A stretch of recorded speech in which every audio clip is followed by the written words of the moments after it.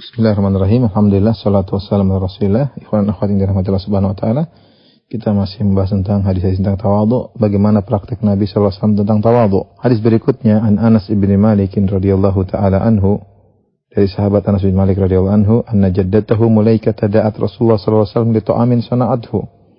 Bahwasanya neneknya yang bernama Mulaikah mengundang Nabi sallallahu alaihi wasallam untuk makan makanan yang dibuat oleh nenek tersebut.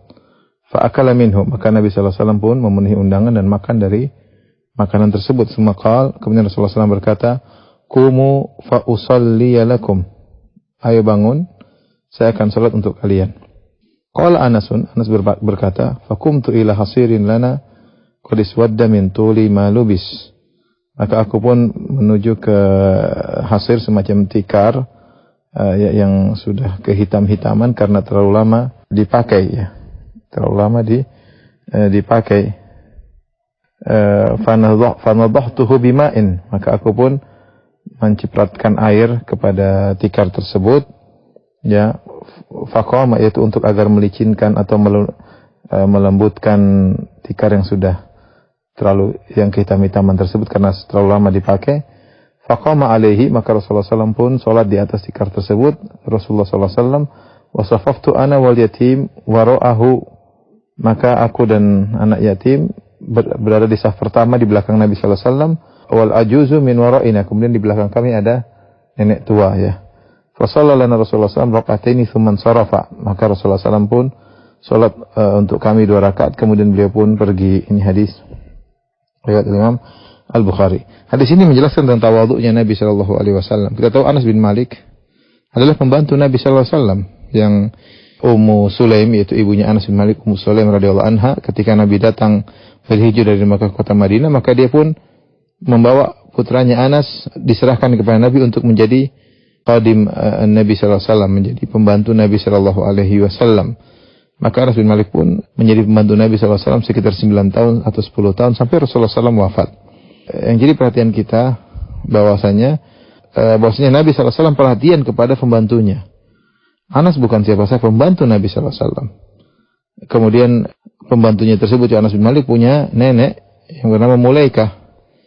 Ya, ada yang mengatakan maksudnya adalah Ummu Sulaim sendiri, ada yang mengatakan Mulaikah, yang kemudian mengundang Nabi sallallahu alaihi wasallam untuk makan makanan ya. Ini padahal bukan undangan walimatul urs. Kita tahu bahwasanya undangan yang wajib untuk dipenuhi adalah undangan walimatul urs, undangan pernikahan, walimah pernikahan.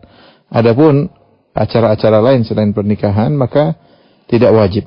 Tapi lihatlah bagaimana Nabi sallallahu alaihi wasallam begitu tawadhu'nya, yang undang adalah nenek dari rumah pembantunya. Kemudian hanya sekedar makanan ya, bukan makanan yang mewah. Ya, makanya dikatakan di ta'amin sana'atu, ada makanan dibuat oleh nenek tua. Ya, tapi Nabi sallallahu alaihi wasallam dengan tawadhu'nya Nabi datang pergi ke rumah tersebut agar menyenangkan hati mereka, hati sang pembantu Anas bin Malik radhiyallahu taala anhu. Kemudian bukan cuma itu, Rasulullah SAW memanfaatkan kunjungannya. Ya, Rasulullah makan dari makanan tersebut. Ya, dan ini juga adalah bentuk tawadhu. Ya, kemudian setelah itu Rasulullah SAW mengambil manfaat dari kunjungan tersebut dengan mengajari mereka sholat. Maka Nabi berkata, "Qumu fa usalli bikum, fa usalli bikum." Berdirilah, aku akan sholat untuk kalian. Jadi Nabi memanfaatkan waktu untuk mengajari mereka tentang cara sholat. Kita tahu namanya wanita mungkin jarang melihat bagaimana Nabi sallallahu alaihi wasallam salat. Kesempatan ketika Nabi sallallahu alaihi wasallam datang ke rumahnya, maka Nabi ajarkan bagaimana cara salat. Kemudian juga Anas berkata, "Faqumtu ila hasirin lana qad iswadda min tuli ma lubis." Maka aku pun pergi ke aku mengambil tikar yang sudah kehitam-hitaman. Itu tikar sudah lama ya, kurang bersih, mungkin terlalu lama dipakai atau terlalu lama dibiarkan sehingga menjadi kehitam-hitaman. Kemudian aku pun percikan air untuk jadi, mungkin tadinya keras jadi agak lembut. Kemudian Nabi SAW sholat di atas tikar tersebut. Jadi Nabi tawadhu ya. Artinya tidak dihadirkan di hadapan Nabi suatu tikar yang baru, yang lunak, yang lembut, yang halus. Tidak. Nabi tidak marah meskipun tikar sudah lama, bahkan sudah kehitam-hitaman. Kemudian Nabi SAW pun sholat di atas tikar tersebut. Ini hadis menunjukkan tentang tawadhu'nya Nabi SAW, bagaimana dia mendatangi rumah pembantunya, bahkan mengajarkan ilmu. sengaja untuk memberikan faedah kepada mereka, sholat di atas tikar yang lama. Kemudian Nabi SAW pun setelah itu pergi, ya, dan seharusnya demikian, seorang bertamu secukupnya, ya, karena masing-masing punya kegiatan, yang penting sudah memenuhi undangan mereka, ya. Karena disebutkan di antara ulama yang tawadhu, saya pernah dengar cerita, adalah Syekh Abdurrahman bin Nasir As-Sa'di, itu gurunya Syekh Al-Utsaimin rahimahullahu taala. Beliau di kampungnya, hampir seluruh orang-orang di kampungnya pernah dia kunjungi rumahnya. Bagaimana tawadhu'nya, dia datang ke rumah si fulan, kemudian nanti lain waktu datang ke rumah tangga yang lain. Karena dahulu memang rumah tidak begitu banyak zaman dahulu, tapi intinya beliau tawadhu dengan kesibukan yang luar biasa, masih sempat untuk mengunjungi rumah-rumah orang-orang di kampungnya, karena hal itu tentu menyenangkan mereka. Hal ini juga saya dengar dari Syekh Al-Jibrin, saya dengar dari supirnya langsung, orang Indonesia.